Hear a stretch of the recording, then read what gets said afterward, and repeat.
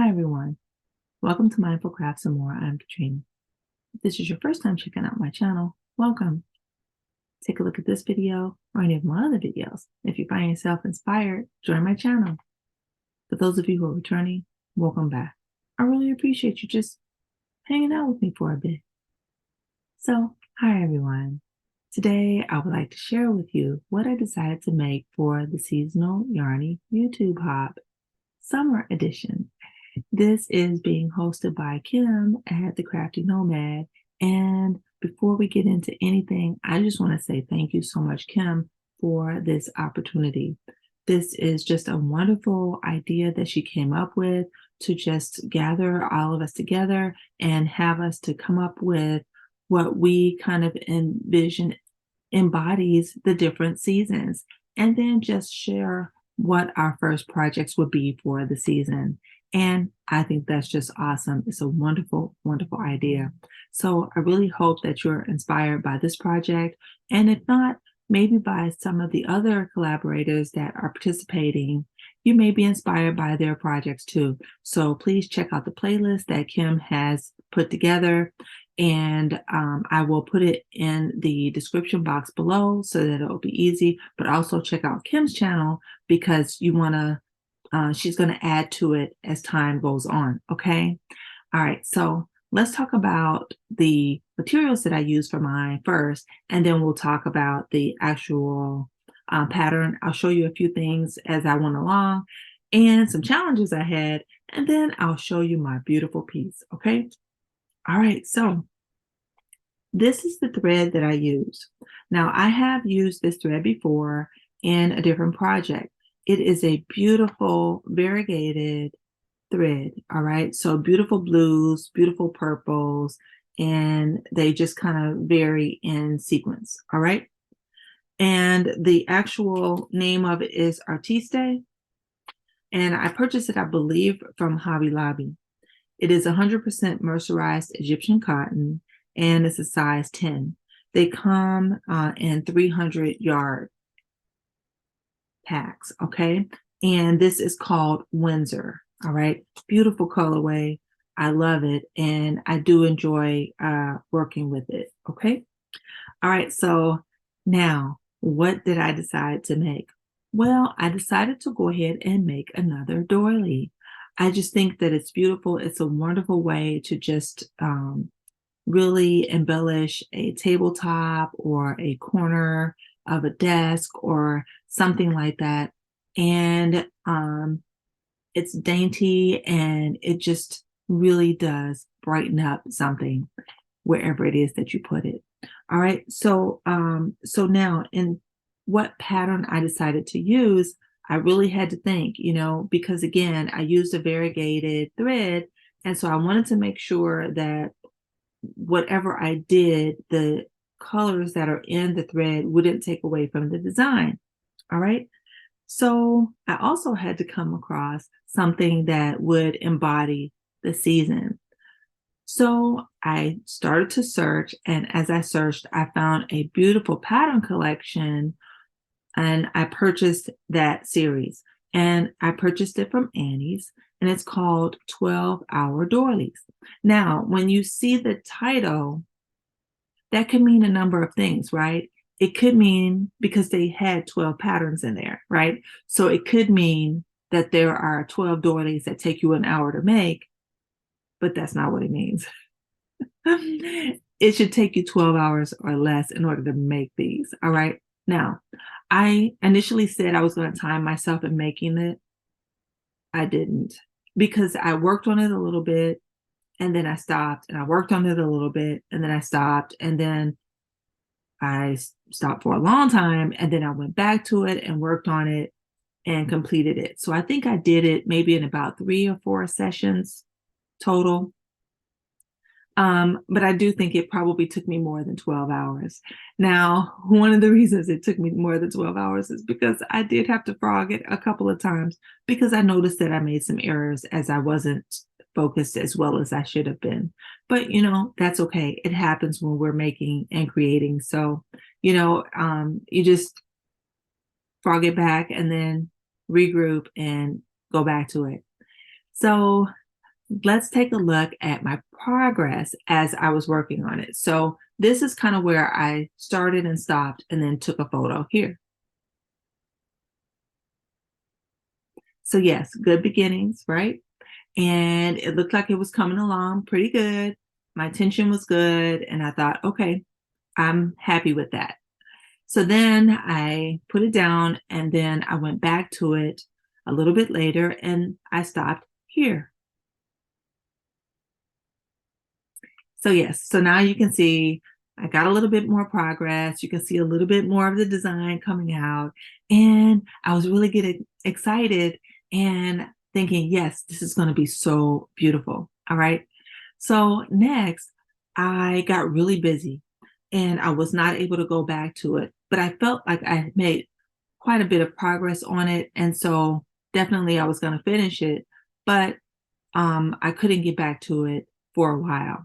So I did go back and work on it. And I don't think that I took a photo of it because I couldn't find it in um, my photo section. But I worked on it a little bit more and I was probably about 3/4 of the way done with it.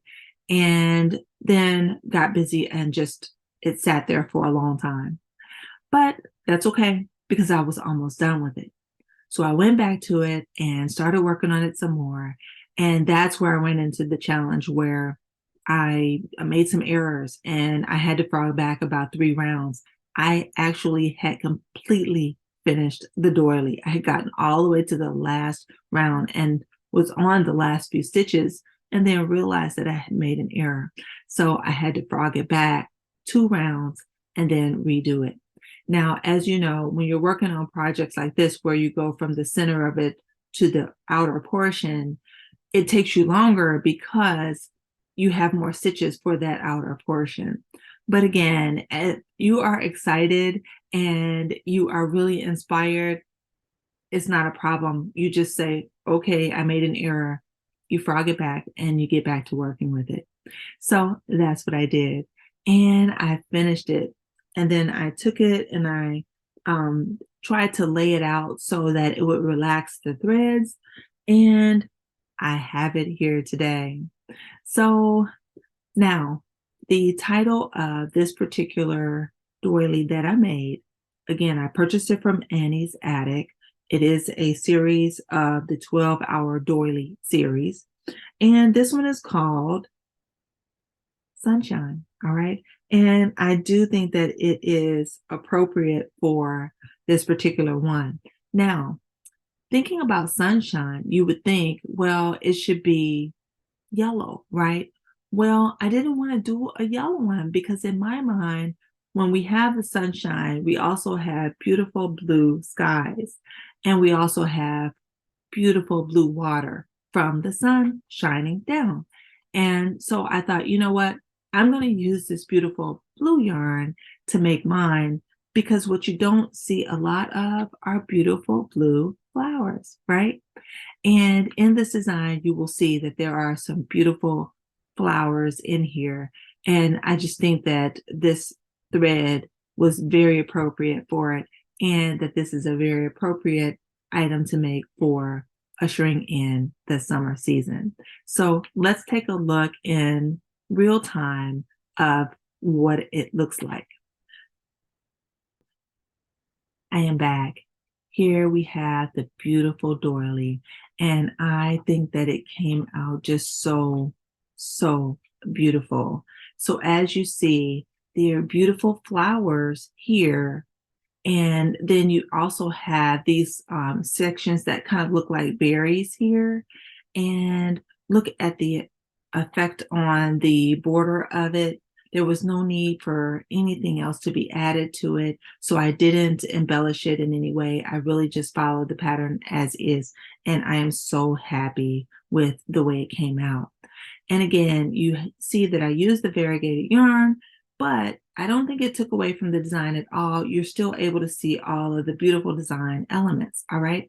So let's go ahead and switch back to the main camera so that I can show it to you in real time, all right? Hold on for a moment. All right, so let's take a look at it in real time. I think this turned out so beautiful. Look at that, guys.